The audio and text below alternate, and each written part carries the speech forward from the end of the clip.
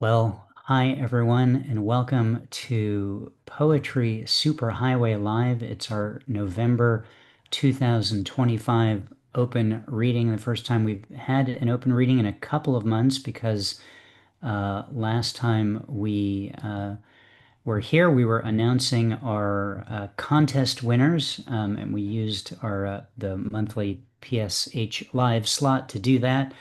And that was quite fun and quite cool. Um, and it just so happens that we have two people who were amongst the winners of the contest here in our open reading today. So I'm really excited that Climbing Sun and Jennifer Phillips are here, who were in first and third place, respectively. And we're going to hear a poem from them as part of the open reading. We've got other people joining as well. My name is Rick Looper. Did I mention that? Regardless of whether I mentioned it, it's true. I'm the person behind the Poetry Superhighway, and I'm glad to have you here for our monthly open reading. The way it's going to work is if you would like to read and you haven't already done so by sending me an email and getting an acknowledgement from me, uh, uh, I've lost track of the sentence. I speak in run-ons. It's a disaster. I'm constantly verbally opening parentheses and then never finishing. I owe so many close parentheses to people, and they're going to come collect someday. Anyway, if you would like to participate in the open reading, just and you haven't already confirmed or let me know, please send me a message in the chat, and I will be happy to let you do that. Everyone gets to read a poem. And then I will talk for a little bit about what's going on in your poetry world, and that's how it works. So far, I have on the list Climbing Sun, Jennifer Phillips, Larry Berger, Randy Fowler, Lorraine McMillan. Looks like Eric Paul Schaefer is here. Also, Ron Bremner and Dwayne Herman. So that's who I have on the list so far. If anyone else would like to join in, just send me a message in the chat. If you're watching on YouTube via the Facebook link, in order to participate in the reading, you have to click on the link that was posted in Facebook. Actually, I'll add it to the description of the YouTube as well, so you have it there. But of course, you can't read. Uh, Ooh, it looks like I posted it in the I don't know what I'm doing. Anyway, I have to edit the video and add the link there. Sorry, I'm having a little bit of trouble just focusing because I'm very tired. I had like a quick 36-hour trip to Chicago to support a friend doing getting installed at a can as a cantor at his synagogue. And so I'm kind of honestly exhausted right now. That having been said, I'm thrilled that you're here and that we're here, and this is going to be a great event. A tiny little bit of poetry superhighway business. We are in the middle of collecting uh, um, ebooks for our annual ebook free for all project. This is, I think, the 21st year of that. It's a free project, and the way it works is if you have an ebook of poetry in PDF format, and when I say an ebook of poetry, if no one's ever put one of those together or doesn't already have one, that can sound daunting, but it could really be as simple as you taking a Word document and putting a bunch of poems in it and maybe adding a cover page, or something like that. Or it could be something more fancy that looks like a book, etc. But regardless, if you have an ebook of poetry and you're willing to contribute it to this project, the way it works is you use the sign up form online on the Poetry Superhighway website, collecting submissions for that all month. And then on December 1st, for 24 hours, every ebook that was submitted will be free to download to anyone in the world and all of you, for the entire day for 24 hours. Then all the links will be taken down, so it's a limited time offer for people, so your book isn't out there forever.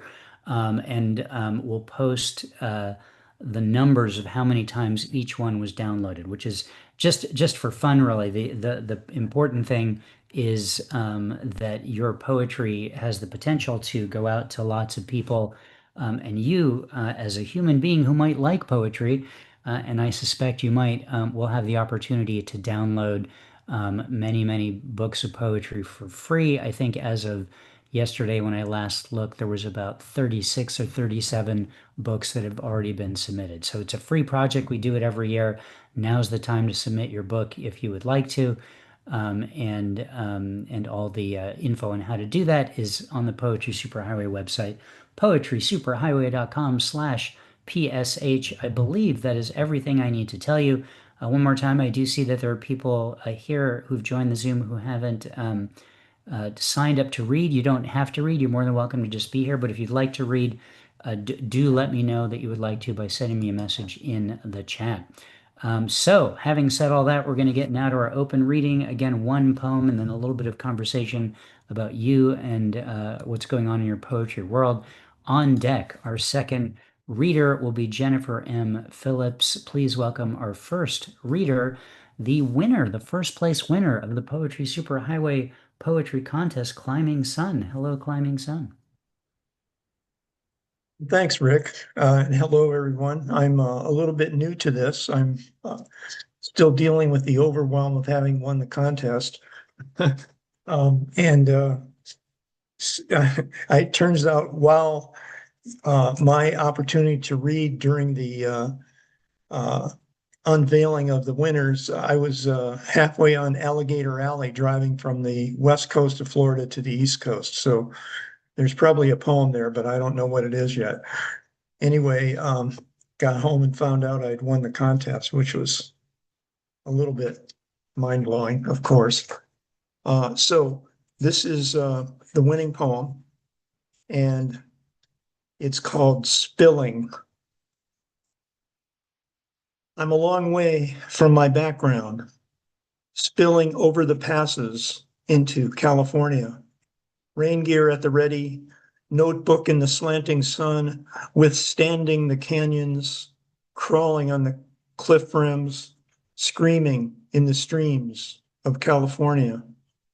I'm a long way from my background, hovering over the landscape, arms outstretched like a cypress, hammer and chisel in hand, sculpting on the slopes, dancing in the waves, eloping with the coast of California. I'm a short distance from my wisdom, sitting with the teachers, pen emptied, learning from the lilacs, stumbling with the brothers, playing with the maidens, marrying the music of California. Eventually, all ink is invisible, so I'm translating a redwood's thrust, recording a coyote's ideas, reciting a moonrise soliloquy, playing beside an angel, hovering above the bays of California. I've escaped my heritage to swim in the instant, blowing across back roads, shedding the last moment like old skin, drifting through the doorways of California.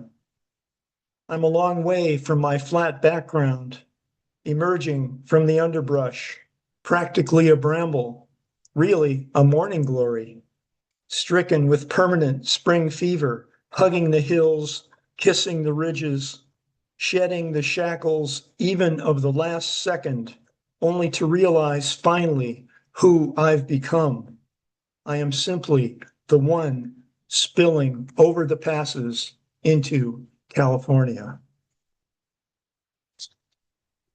It's a heck of a thing to say this today with all kinds of things spilling everywhere with the heavy rains we've gotten the last couple of days. What a fantastic poem, and what a treat to be able to have you, the winner of the contest here, reading it to us, A Climbing Sun. I know you spent a lot of time in California, 42 years you mentioned before we started, and you're in Florida now. Yes, I've been here 10 and a half years. Um, the hardest thing for me to leave California was for 22 winters, I taught a 6-week poetry workshop to the Montessori Junior High School in Santa Cruz. And I can't tell you how inspiring it was to be a part of young minds opening up to poetry and putting stuff on the page. It was just mind blowing. We published an anthology every one of those 22 years and arranged a public reading, usually not at the school, out in a cafe or a nightclub sometimes or whatever. And it was an amazing adventure. That's great. What are you doing these days with poetry, or any other Well, news or anything you want to tell us about? I joined a writers group here. I was kind of the fourth person to join it. Now we're up to like 30 people. It's called Poets on the Fringe. And we meet once a week and we bring a poem in with usually 18 to 20 copies and pass them out. And then you read your poem and then you shut up and everybody critiques it, writes things on the paper, and you get them all back. It's truly a workshop. It's quite amazing to get that level of feedback and that quantity of feedback. So that's a beautiful thing. And then there are 3 open mics a month here in coffee houses. One's in a big nightclub with a super sound system and lighting and the whole 9 yards. And so I participate in those. And I was just asked to start teaching 9th grade poetry somewhere. I'm not sure how that's going to go, but I heard they're pretty rowdy, but I kind of like that. So we'll see. Yeah, embrace that and see what you can make out of it. I think that's probably the best way to do to work with kids is to use what they're bringing as opposed to telling them to stop that. You know what I'm saying? So Yes. that's great. Well, it sounds like you're very active in poetry where you are, despite the fact that you've left some stuff behind here in California. But we're still here, and and everything's fine. So don't feel too bad about that. I'm so glad to have had the chance to hear your poem. Congrats again on winning the contest. That's a big deal, and thank you for being here today. My pleasure. And great to see all you great people on the left coast, as we say. Well, some of you aren't. Some of you are on the right coast. I think we've got people from all over the country Yeah, in the room tonight, that's so very cool. we'll find out. Round of applause for Climbing Sun. Thank you so much for being here. On deck will be Lawrence Berger. Please welcome now the person who happened to win third place in this year's contest, Jennifer Phillips. Hi, Jennifer. Thank you. Hi, Rick. Hello, everybody. It's lovely to be with you and to read a poem tonight. And this poem, by way of a preamble, I wrote after having the experience of being in a congregation in St. Louis that had commissioned a Torah scroll for the rite of the scribe finishing the last letter, which is a big event in the life of a congregation. It was quite wonderful. So that's kind of the backdrop. The poem is called The Spaces Between the Letters. The milkweeds splay their leaves gone gold, like so many samurai striding across the field or standing squared against opponents.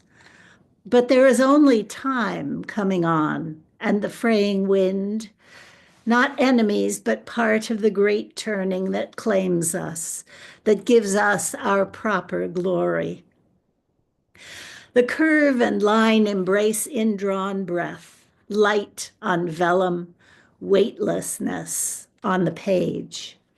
The spaces between the letters, because the air itself is part of the speaking, the way love is part of self-restraint, part of our fences, the way silence impassions or calms our song. We ourselves, as we touch, scatter language along one another's skin, cuff and cudgel, caress and blessing, sharp cries of intersection, while the main of us remains breath and braille between, as yet unknown. The calligrapher rehearses every pen stroke. The scribe prays the inked quill into each crown. Our entreaties are folded into eternal attention. The spaces we leave when we love are eloquent with our songs of longing, with all we leave unsaid. And this one was published in Chiron Review last spring. So thank you. That's so cool. Yeah, I actually got to participate in that ritual once at a synagogue out here. It's a pretty cool thing. You think of Torahs as very old, and sometimes that activity happens when they're renewing an old Torah, and sometimes people just writing a brand new one. It's kind of an ongoing thing. That's really cool. Well, Jennifer, what's going on with you in poetry? Oh, finally, the little chapbook came out from Finishing Line Press called Sailing to the Edges, which is a little collection from a trip I took to Iceland, Svalbard, and down the coast of Norway, which was so gorgeous. I can't say how gorgeous it was. And the main part of this little book is a narrative poem based on the story of the explorer Roald Amundsen, who was all set to go and be the first to the North Pole, and he got scooped by someone else. So he got on a Belgian ship as a crewman and went to the South Pole instead. And they got locked in the ice there for 2 years. And he's a great Norwegian hero. You see his face and everywhere. Even his stuffed sled dogs are in a polar museum, of which there are dozens in Norway. So I was inspired by that trip to put together a collection of poems, Sailing to the Edges. So that's what's going on for me. That's great. I love travel poetry quite a lot. As you may know, most of my books are written while on a trip somewhere. So that's so cool and really interesting story that you just told us. I just the idea that well, let's just try the South Pole. The North didn't work out, and it turned around. Yeah, that's great. He was like that. I think he was a difficult man. He was happier on the ice than in Norway at home. And he was a super athlete, an extreme sportsman in many ways. So he flourished when many of the crew really languished on the ice. Interesting man. Right. Well, cool. Well, congrats on taking third place in the contest. Well done. You've been a regular here for quite some time, so it was really cool to see a familiar name there for me. And so it's natural that you're here today as well, along with our with Climbing Sun. So, all right, Jennifer, thank you so much. Round of applause for Jennifer Phillips. On deck is Randy Fowler. Please welcome now Lawrence Berger. Hello, Lawrence. Hello, everybody. I'm going to do something a little different and read from my latest book, The Green Lantern, The Guide for Achieving the American Dream, Volume 3, excuse me, How to Not Only Survive in a Modern Economy, but Thrive Even on a Poet's Income. It's called Time to Burn the Boats. We've arrived. Fear is over. There is no backwards, no safety. We must win. There is no option. You no longer have the luxury of settling for almost. Or we were this close. We all have only 24 hours in a day, but that can be shortened by stress. When you burn the boats, it gets simple because there is no way back. Wow, volume three, Larry. That's Volume pretty 3. impressive. Thanks. What's going on with you in poetry? Well, let's see. I just put out my December newsletter, and it's got all kinds of stuff in it. And I've been working with my publisher to promote the books. And that poem was just put into a gift box by my publisher's wife, and it's kind of special. So that's why I read it today. Thanks for indulging me. Happy to do so. All right, well, cool. Much success to you with the book, and nice to have a publishing partner to work with to help get the word out there about it. And Larry, nice to see you. Another California expat Yeah. in the house here. So there you go. It's usually the other way, I think. Usually the idea is that there's no LA natives anyway. Yeah. It's all people who weren't born here but came here. So now, so far, we've had two people who were here, or at least California, and have left. So we'll see how the afternoon progresses. Thanks for being here, Larry. Thanks for having me. Round of applause for Lawrence Berger. On deck, Lorraine McMillan. Please welcome Randy Fowler. Hello, Randy. Hi, Rick. What did you say was the last time we got together? August? Um, let's see. I think it was September. All right. By the way, Climbing Sun, I'm a transplant from California to New York, where my wife lives, but I lived in San Bernardino, Modesto, and Santa Barbara at the end. So very definitely miss it. All right. So usually I don't make much of an introduction, but this is an intense poem. As my father passed away last summer at the same time while I was having emergency gallbladder surgery. So, and then a series of things happened. So I ended up yelling at my wife, and this is what came out. Hurt and Hope, inspired by the Nine Inch Nails song, Hurt. Yelled at you today. Shame shoves me in jail. Mind grows self-consumed. Am I built to fail? Hurt all those I love. Unintended cuts. Stillborn soul pollutes. I'm the king of muck. I confess control has been my drug since birth. Its needle sticks my heart, injects short-term self-worth. Hope departs each day, guilt attacks at night. Father, help me heal the heart I've cast aside. Maker, you respond, bid your spirit come. She implants reprieve. I awake your son. Yet I want more than grace, thirst to be transformed, safe for closest kin, live without my thorns. God, your love rolls down like a waterfall, washes off my mud, conscience learns to crawl. Poem. Randy, nice piece. I'm familiar with the Nine Inch Nails song, and especially actually familiar with Johnny Cash's cover of it, which is pretty extraordinary, I think. There was a time at one point when you couldn't imagine that those two would have anything to do with each other, Nine Inch Nails and Johnny Cash. And Rick Rubin, the producer, took care of Johnny Cash in the last part of his career and made all kinds of interesting things happen. And that cover is really an extraordinary piece. But I could hear the rhythm of the song in your poem. You could easily, maybe that was intentional, but I bet you could take your poem and apply it to the melody of the song and it would work. Nice job. Thank And you. I'm so sorry to hear about your father. Realize it's been a year. I hope that you're at a point where it's your memories of him are more just a source of joy and strength rather than sorrow. But I know that takes some time. Yeah, I think definitely by now it's just a rough summer.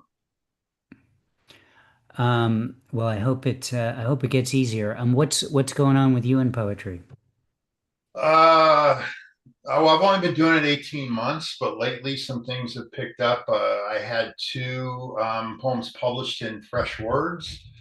I had 2 weeks ago on a Monday, I think I had one of my haikus in Haiku Universe, your Haiku Universe. And then there's this anthology. I have 4 poems in here called Saving Ourselves. It's an anthology advocating for women and girls.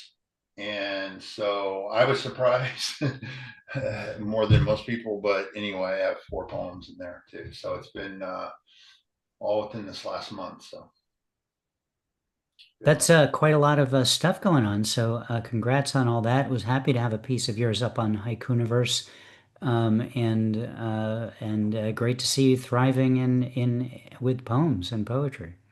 Thank you. All right. Well, Randy, thank you so much for being here. Round of applause for Randy Fowler.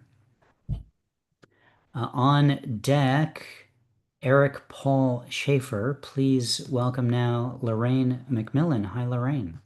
Hello, it's good to see everybody.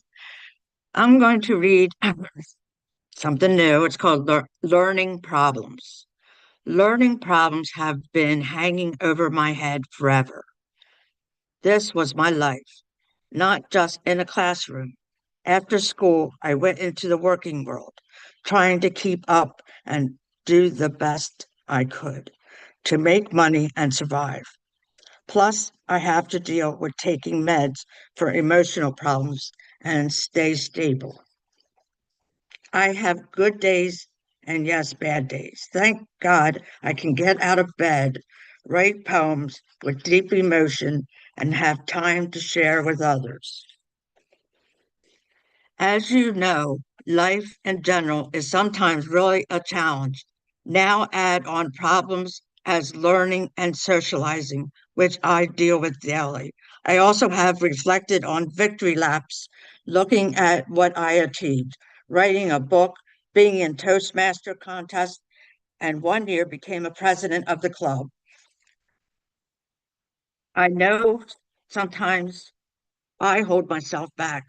My dream is to share my work with children and tell them they also can achieve and find what makes them happy.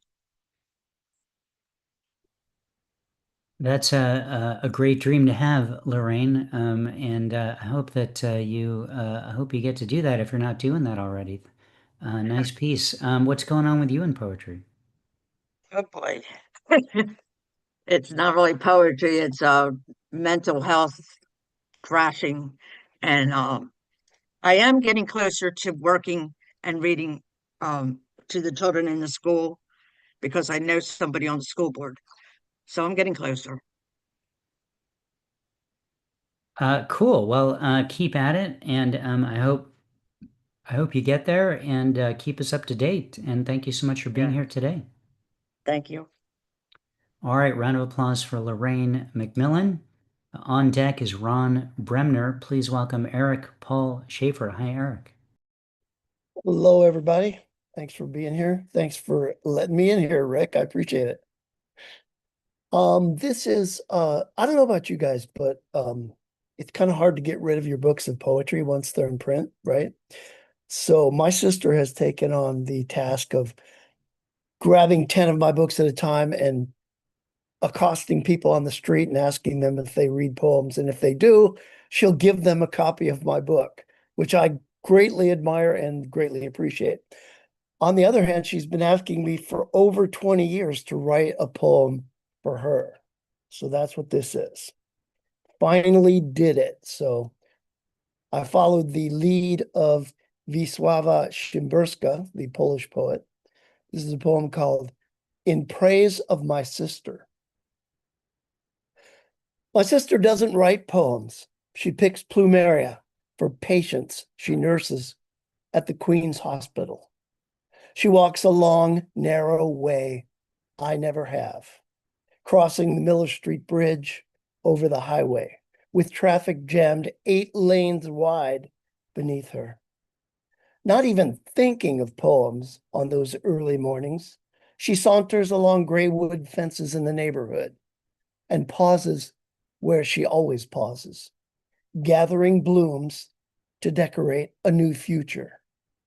She calls greetings to windows reflecting morning from leaning little houses, and folks who live within welcome her by name. One by one, blossoms cascade from branches, and my sister looks for those freshest. With not a thought for poetry, she names the blossoms of every tree for shine or shade or scent. And soon she stands by rain-stained weathered boards beneath the limbs of Sweet Thing Over the Rubbish Can on tiptoe, reaching into the dawn for the scented pink petals, edged with rose.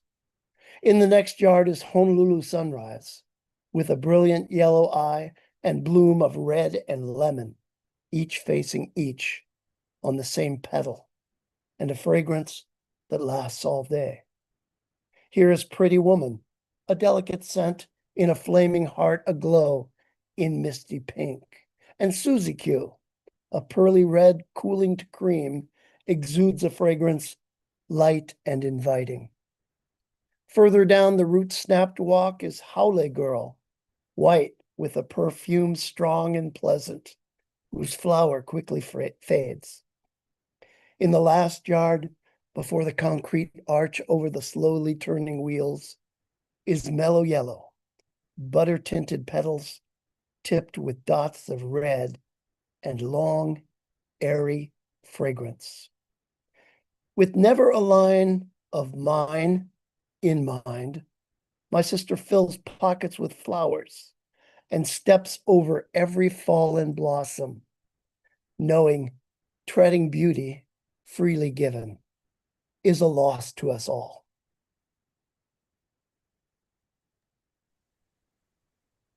Well, may I join your sister in a course of gratitude that she finally got a poem, Eric. That's awfully nice, and in particular, considering how she is out there pimping your work for you, unsolicited. That's really cool. How great to have a fan in her, and that you were so inspired to write something for her as well. Well done. You've created peace in your family as well on top of that. What's happening with you in poetry? My next book of poems, Second Nature, is coming out from Coyote Arts Press in January of 2026. So that's my big deal for the oncoming months. This year, of course, Free Speech, my book came out, I think it was January of this year. So I've got a couple coming out in successive years, so I'm really happy about that. That's great. Yeah, that's just a couple months away. That's coming up soon. The Just fall a goes Christmas. so quickly, you know. Yep, just a Christmas between me and my new book. And we get the gift, I guess. You are too kind. All right. Well, Eric, thank you so much for being here. Congrats on the upcoming book, and uh, uh, call in again. I will. Thank you. And hi, Jordan. All right. Round of applause for Eric Paul Schaefer. On deck is Dwayne Herman. Please welcome now Ron Bremner. Hello, Ron. Hello, Rick. Hello, everybody. I'm going to do something from my 10th published poetry collection, You Who Are the Stranger, published by the Westbury Literary Group, really great publishers.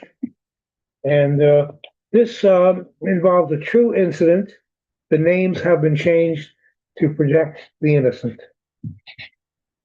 In Patterson, at Blimpie's, sit Aristotle and Descartes at a plastic table in plastic chairs, watching through the blue plate glass for their bus to Fairlawn, while outside in the slush mess stands a huddle of shiverers, waiting too. And, oh, shut up, says Aristotle. No, you shut up, says Descartes. They giggle frantically in appreciation of each other's wit. Meanwhile, at the back table sits Sigmund Freud, carefully tempering his coffee with cream, studying intensely the play being acted out before him, while Holden Caulfield sweeps the floor. And, oh, shut up, says Aristotle. No, you shut up, says Descartes. After many shut-ups, the Fairlawn bus arrives.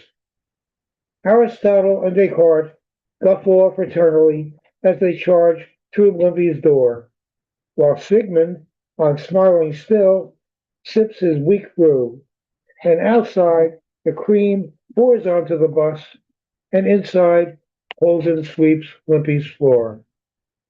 And interestingly enough, or to me anyway, someone read this poem in the Patterson Literary Review and decided they'd like to put it in their anthology of Sigmund Freud poems. So it got published twice. So that was very lucky.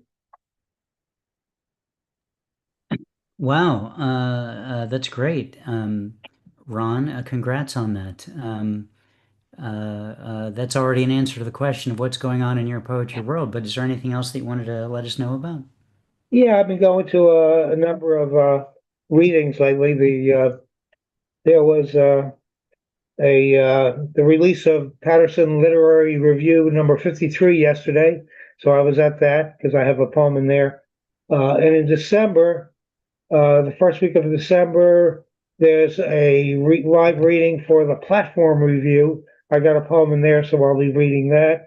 And then that same week, there'll be a Zoom reading for the Brownstone Poets Anthology.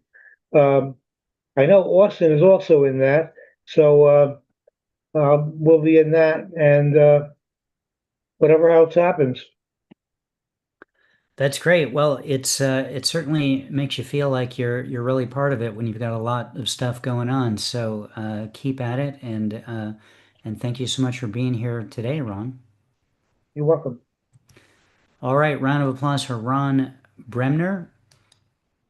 On deck is Marietta Moglis. I see there's a few people here who are here, which is completely fine. No one, you don't have to read if you don't want to, but if you want to read and you haven't signed up, please send me a message in the chat if you would like to read. Otherwise, I don't know that you want to read, and I assume you're just here to take it all in, which again is perfectly fine as well. But again, just to be explicit about it, please send a message in the chat if you haven't signed up in advance via email, or send me a message in the chat.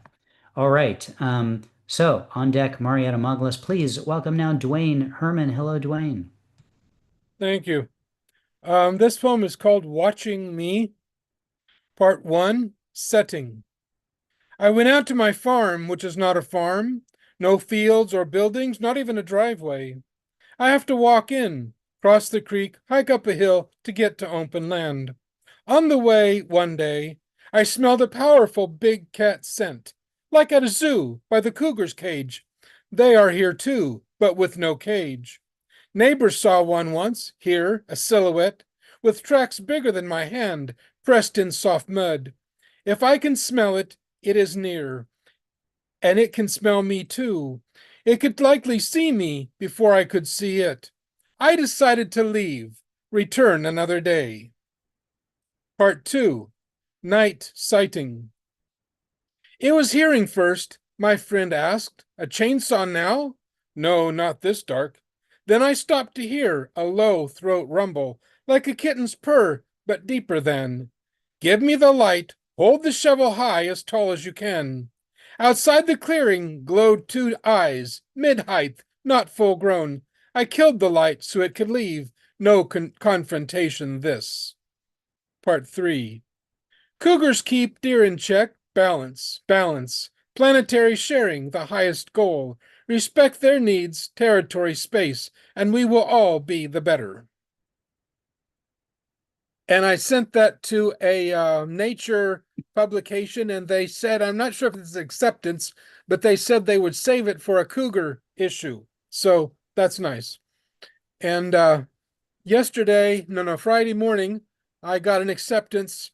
And when I went to log it in, the poem, I noticed that I'd sent it out about 2 years ago to them for a different project, and they'd saved it and then accepted it for this project, which is fine. I don't care. It's someplace on Rhode Island. I don't know where. And then the evening, Lothorian Poetry Journal said that they had posted a very, very short story of mine, which is kind of poetic in nature, that I wrote this summer when I was learning about the guy that I'm named after, who was my mother's boyfriend that she didn't marry. That was very strange. Very strange. So in this story, and I learned about him, he died, he was the same age as Mom. He died a few months before she did. The same year, they went to college together and did some 4-H stuff together. And so in this story, just kind of put all this to my head, I become his teenage son at age 60. And he liked it. So that's cool. That's cool. That is cool. Couple things. You've already answered the question on what's going on in your poetry world, so I'm not asking you that. I just want, you said somewhere on Rhode Island. I just wanted to be clear, and they're kind of fooling all of us here, but Rhode Island is not actually an island.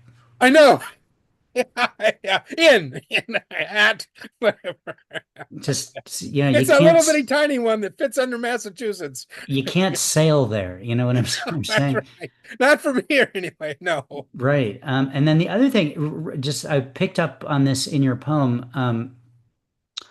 And you know, I've been seeing you read here for quite some time, so you'll understand the spirit of this question.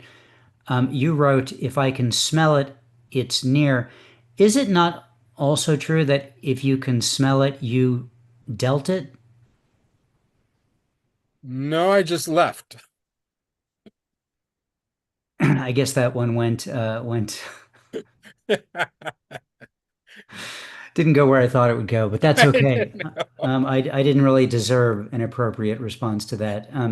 But there you go, Dwayne. Good to have you here as always, representing Kansas, which I understand you're digging a moat around, so it will be an island. It might be. It might be. We can do that. Get Let the us rest know of when you you- away. Let us know when you finish with that project. I'll do that. I'll do that. When you have time. Good to hear you as always. Thanks for being here. Thank you. Thank you. Round of applause Good. for Dwayne L. Herman. All right, on deck is Catherine. Please welcome now Marietta Maglis. Hello, Marietta. Hello, can I share?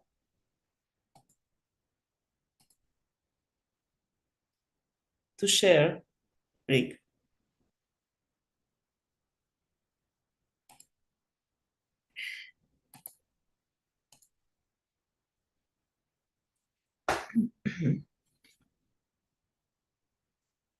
The poem is entitled "Oh Bad."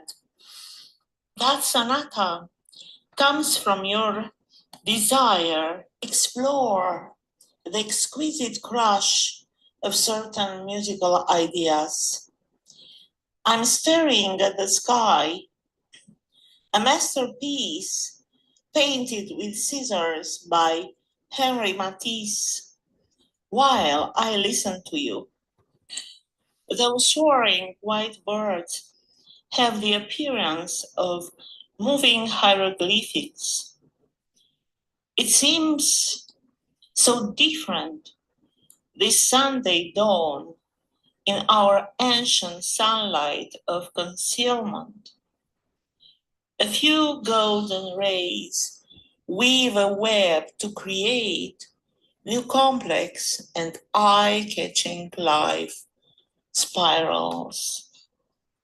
Dreams rising and angels falling is the theme of your piano piece. This unusual rocking time is gradually whitening your hair. Two Mizutani shears appear to have been forgotten on a chair similar to those found in cut and curl shops. Never for haircuts and curls.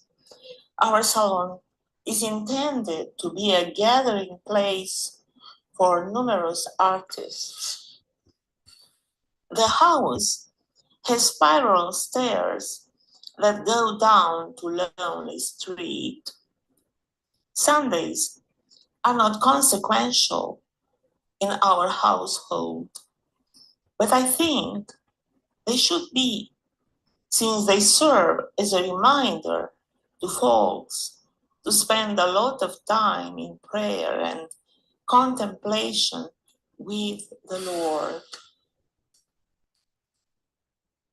One door, that one guarding your safe room, moves, shattering the silence. Now and then, I hear your Sonata's notes vanishing in the air, like all the footsteps in our hallway. It's a new Sunday, but old tears fall from the clouds' eyes.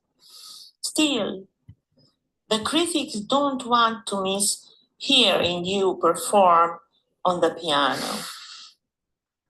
A sense of dawn and some ancient hieroglyphs shine in the music's lyrics.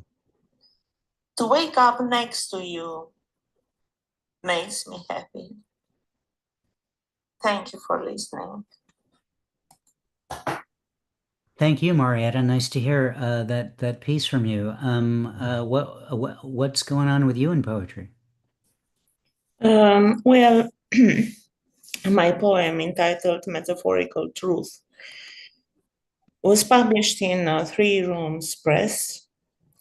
Another poem, Her Home, is published by Mayari Literature in Winter Solstice Stories.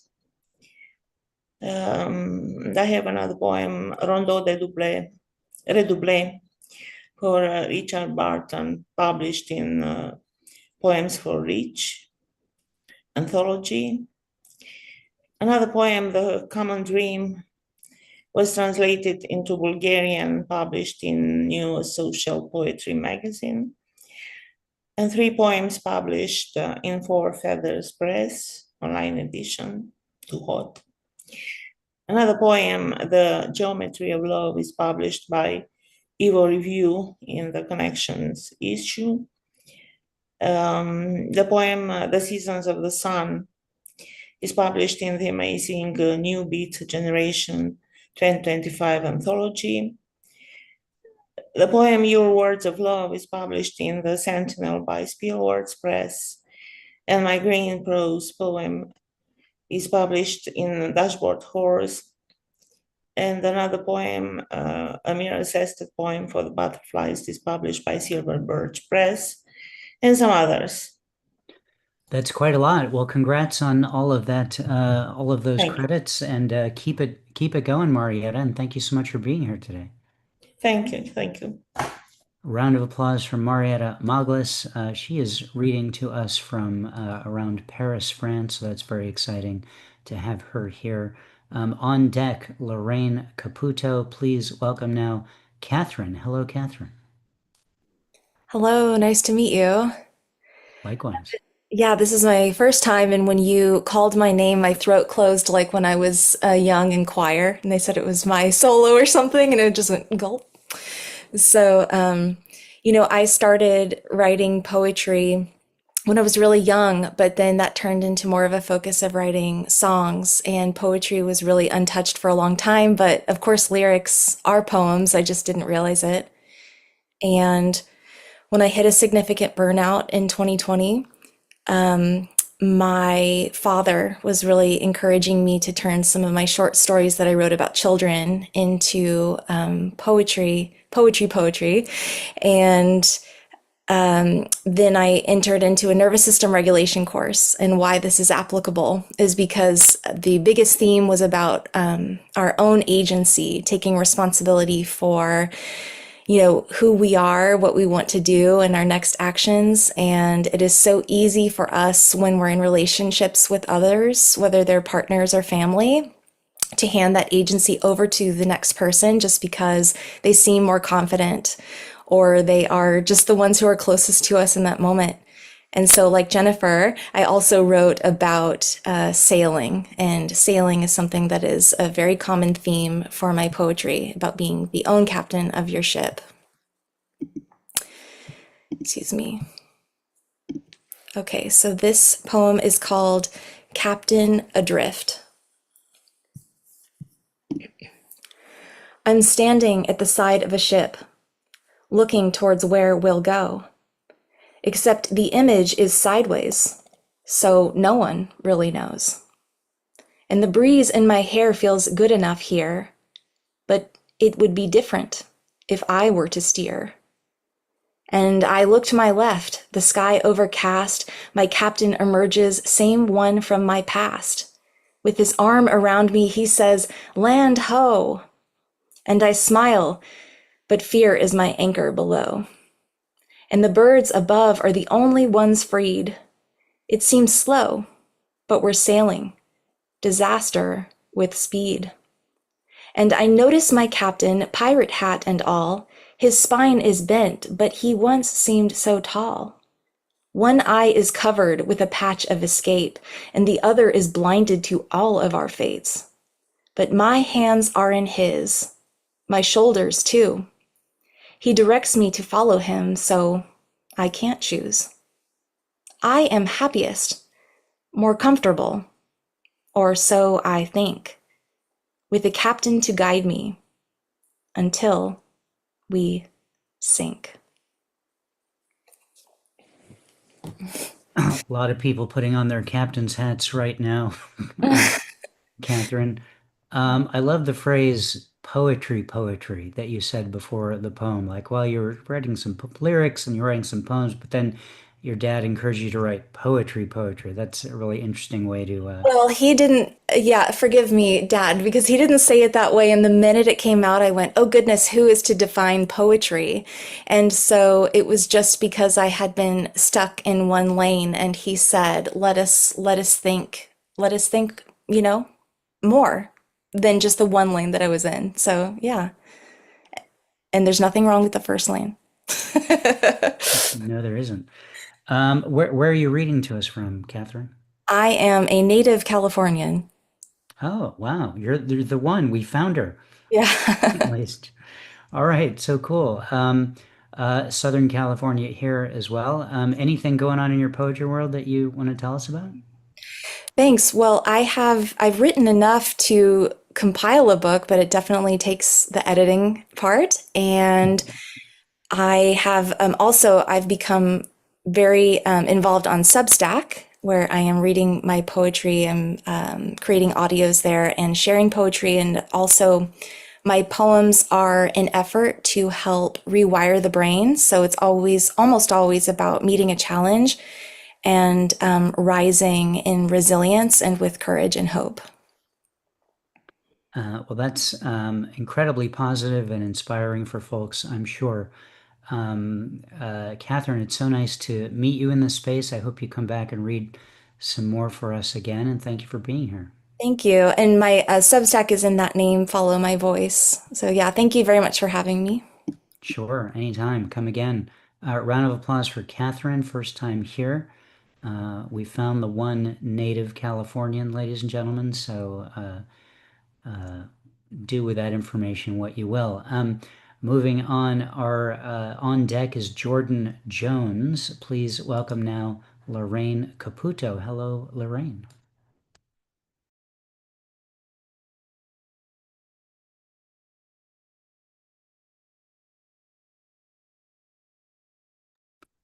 Lorraine, we're not hearing you. Are you there? I see that you unmuted, but we're not hearing anything. I think we're going to have to put you on pause. I'm going to ask you to go to the audio menu in Zoom and click on the choice that says test speaker and microphone, and see if you can make sure that Zoom is hearing your microphone and make an adjustment. And if you get that sorted out, then send me a message in the chat and we'll re-add you back in. So we'll say on deck is Austin Alexis, and please welcome now Jordan Jones. Hello, Jordan. Hello. I am also a native Californian, so sorry to burst your bubble, but there's more than one of us. Although I live in New Mexico now, so I'm a transplant. So I'm going to read a poem. I wrote a series of poems that are about circles and cycles and wheels, and this is called "The Body is a Watershed." I am only a temporary geology of bones, water sands to fluid curves, speeding its return to itself and the expanding acres of krill. Water moves through me and falls away, as charged with minerals as I am, as salty, as polar. Oxygen carves rivulets through my flesh, and feeds the soil of each drinking cell. Water wheels back into the air from whoever I am to fish, fowl, protozoan, person. How joyous to be a mortal house of rushing water, to be at the center all my life of the give and take of water and clay. Nice piece, Jordan. Thank you so much for being here, and lovely to meet yet another native Californian. I guess we're flocking to Poetry Superhighway Live today, though you are an expat like some of the other folks in the room. So I don't know if what that means exactly, that people are leaving. What's going on in your poetry world? So I had 3 poems published in Gargoyle this year, and one in a publication called Typo. Ironically, they did have a typo in my poem, but it's print on demand, so they fixed it really quickly, and hardly anybody noticed. I've been working on more poems in this sequence called The Wheel, and we'll in the future publish a larger volume of that. And I've been doing some translations from the poetry of a man named René de Mal. So. Wow, that's some great stuff. And tell me again, you said you're not here anymore. Where are you? Where are you located? I'm in New Mexico. Oh, New Mexico. Okay. Great. Well, you got a lot of good stuff going on. That's a funny story about the typo. It's proofreading is so important, and also useless. I found, after 100% of the time, after extensive proofreading in books, not just with my own eye, but with other people, there's always something that you missed. So it's not necessarily a surprise. The way to find the last typo is to put ink on paper. Yes, that's right. That's exactly right. Well, very good. Jordan, I hope you come back and read for us again. And thank you so much for being here today. Well done. Thank you. All right. Round of applause for Jordan Jones. I only have a couple people left who've signed up to read. So just in case anyone else is here who would like to read, who is the next couple of people I have are Austin Alexis, Steve Harrell. We're going to try Lorraine Caputo again. If anyone else is here who didn't sign up and would like to read, now's your last chance to send me a message in the chat, and I'll be happy to add you. So Steve, you are on deck, and please welcome now Austin Alexis. Hello, Austin.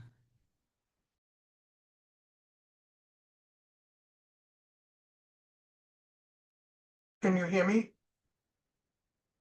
Okay. So I'll read one poem from my new book, The Whirlpool Bath, which just came out from Kelsey Books. The Rift.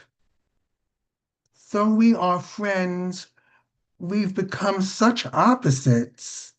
The lush Amazon, the arid Sahara, Odette, Odile. Up and down the stairs of our long companionship, we treaded until the steps creaked, cracked, gave way. I refused to submit to your worldview. I failed to persuade you to share my vision. Neither of us would peer through the other's binoculars. Now our camaraderie is the top of a skyscraper on an overcast day, something high and noble, obscured by fog. Now I meander over stark roads, through overgrown trails, alone. I lie when I say we are friends. A civil war has morphed my R to were. Thank you. Austin, thank you. A nice piece. I really like the line, neither of us would peer through the other's binoculars. I thought that was, and I started thinking, well, maybe you just need an extra wide single pair and you could each take an eye, that you share. I don't know. There's probably some way around that, but good poem. And congrats on the book as well. When did it come out? just about 3 weeks ago.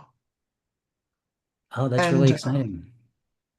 yes, We'll definitely post a link to it in the chat in case anyone wants to check it out. And is anything else going on in your poetry world that you want to tell us about?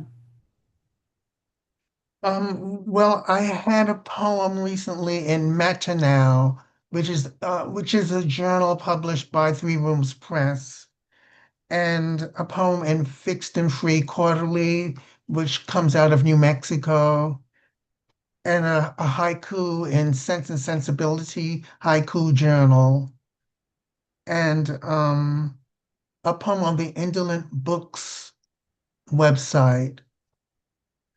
They call that Second Coming, and they publish poems that are about the political situation, our current political situation.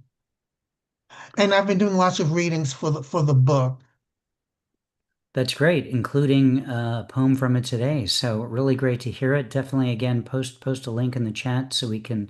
Oh, I should ask you where you're reading to us from. I'm reading from New York City. I'm a native New Yorker who still lives in New York City. Wow, so that's the whole thing now, I guess, is it's no longer, finding natives, it's finding natives who are still in their indigenous habitat, as it were. Well, cool. Great to have you here, Austin. Please come back and read again for us, and thanks so much for being here. Thank you. Round of applause for Austin Alexis, native New Yorker, and he's still there. On deck is Lorraine Caputo. Please welcome now. Trying to find your name. There you are, Steve Harrell. Hello, Steve. Hello there. Did I actually? Oh yeah, I unmuted. Good. I'm just going to read one poem from a chapbook that I brought out earlier this year, and it's called "Your Absence Saddens the River." I don't know if you can ever see this. Anyway, it's based on my wife. She passed away 3 years ago, so I failed to win any chapbook prizes. So I've self-published it. So I'll just read the first poem. Yeah, I'm getting some kind of funny feedback. I hope nobody else is. Okay, good. I don't think we might have heard it in the background. I think what might be happening is you might also have the reading open on YouTube or something, and as opposed to just a Zoom, and you might be hearing the audio from YouTube as well as from the Zoom, I'm guessing. Okay, that may be a possibility. I'll just read the poem. Okay. It's entitled One by One. One in Vietnam, Marine, hostile, ground casualty, misadventure. No, two in Vietnam, U.S. Army, 13 days in combat, hostile, ground casualty, small arms fire. One far too young, U.S. Air Force, cancer of the pancreas. One by rifle, surveyed the world, found it wanting. One by hanging from a bridge. One put his motorcycle down for the last time. One, no, two, relatively quickly clutching their chests. One with a blockage in his brain. I still read his poems. One 99 years died in his sleep, Alzheimer's. One in her 98th year, what you gonna do, with a sigh. One anarchist, undetermined cause, gone in Campbell River Hospital. One slowly by silence, the same page turning over and over, smelling of old newspapers. One Irishman checked out on his own terms, no one's ass-wiping problem.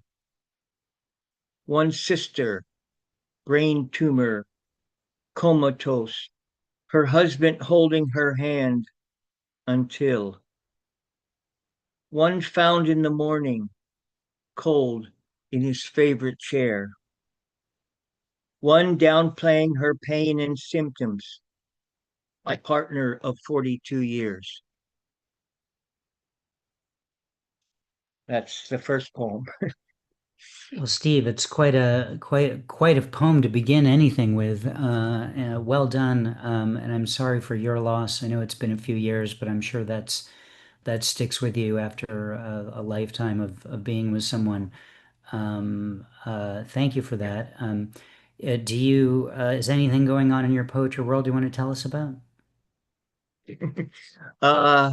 No, let's see now. Except there's a book that came out recently, which is not a book of poetry. It's a book published on Vietnam War resistors, and I'm actually in that book, but also one of my poems is in that book. A poem that I wrote after going to look at the war memorial in Washington, D.C. So that's actually that book is becoming pretty close to a bestseller in British Columbia, which is where I am. Other than that, I read every month, just usually a few poems at an open reading. And that's about it. I published here and there, but I have a way longer list of rejections. I think that gives you a commonality between every other person here and anyone who's had any success in poetry. And I do think that if you have a poem in the book that came out, that it counts as poetry news. So well done. Well, Steve, thank you so much for being here. Post a link to your book if you'd like in the chat so people can check it out, and hope you come back again. Okay, I'm sorry about screwing up the name on this. I had a terrible time with Zoom for some reason. I usually don't. So if anybody wants the book, they can email me at this stharrell@telus.net, and we can work something out. There you go. All right. Yeah. I think I know. I'm kind of vigilant about letting people in whose names I don't recognize because we've had issues with Zoom bombers, which is a phenomenon where bad players attempt to disrupt when they find an open Zoom. So I make sure that there's a couple extra security steps, as it were, to confirm who people are before we let them in if I don't recognize them. So, but I think you can't change your name, this for anyone's information, if you're connected to the Zoom. You can only do it before you log in, just so you know. But anyway, we got you in. You're here. We heard your poem. Okay. And hope you come Great. back and send Steve an email. I'm calling or Zooming from Vancouver Island in British Columbia. Very good. Oh, cool. All right. You've continued the international. A little bit north of California. A little bit. Just a little bit. But there you go. Okay, well, Steve, thank you so much for being here. Round of applause for Steve Horrell. Steve, come back and read for us again. I'm on deck to close out the open reading, and we're going to see if we can get Lorraine Caputo in here. Lorraine, are you there? I'm here. Can you hear me? Yes. I know. Oh, okay. I thought for a second there it was going to tell me it wasn't working again. I'm going to read a poem from my new collection. It just came out this past week. The collection's called Orinoco Plains, and this poem is called Angostura Sunset. The sun is nearing the upstream horizon. The wind rattles acacia seed pods.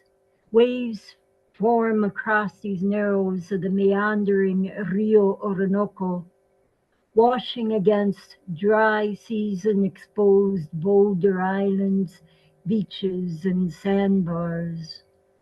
The day cools. Down on the river walk, teenagers linger, chatting and laughing. Adults talk about life and politics. Sol de Venados retreats behind clouds and paints the sky and water in periwinkle, streaked orange and platinum. Lights begin to speckle settlements on the opposite shore. On the Mirador, couples hold hands beneath purple apamate flowers showering upon this approaching night.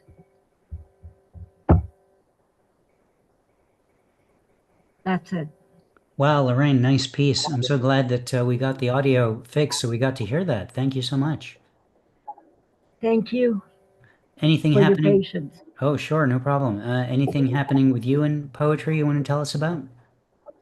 Sure. As I said this past week, Orinoco Plains, a collection of poetry of traveling through the llanos of Venezuela, was just released by Dancing Girl Press.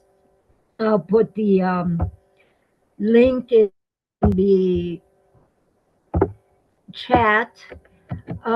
Also, type in Shadows of the organization Fellowship of Quakers in the Arts. Had me as a featured artist in their latest issue of Type in Shadows. A travel narrative in Flapper Press, a piece of art in the Irish Journal The Storms, and I've also gotten word that I have been nominated for Best of the Net and another work for the Pushcart Prize. That's a lot of cool things, Lorraine. Well done. So nice to be recognized, just not just by having poems appear places, but by the editors saying, "Hey, we like you so much, we're gonna tell other people that you should get this award." So well done. Thank Congrats on all that. And you have a book out this week. That's very cool as well. Please, if you're up, oh, you just did. You posted a link to it in the chat. So cool. People can check out Lorraine's new book there. Well done on all that. Thank you so much for being here. All right, round of applause for Lorraine Caputo.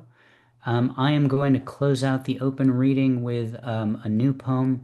As I mentioned at the beginning of the reading, when I was trying to fumble through the things that I'm supposed to say to get the reading going, because I'm kind of exhausted. I was just on a quick 36 round trip to Chicago and back to LA to visit a friend and support an important event of his. So I wrote this. I haven't even read it myself, let alone out loud. So we'll see how it goes.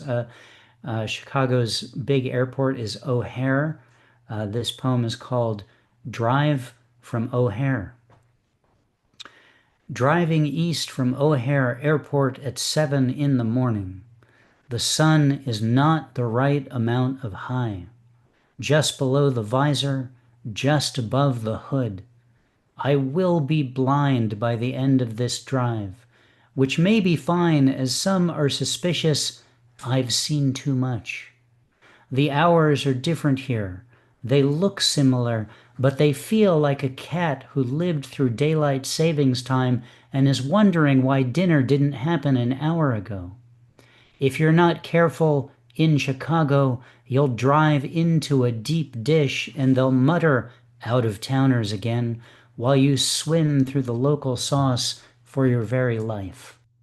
Now it's the time that I have to leave to go to the thing that brought me to this place, coinciding exactly with the start of the hotel's free cocktail hour.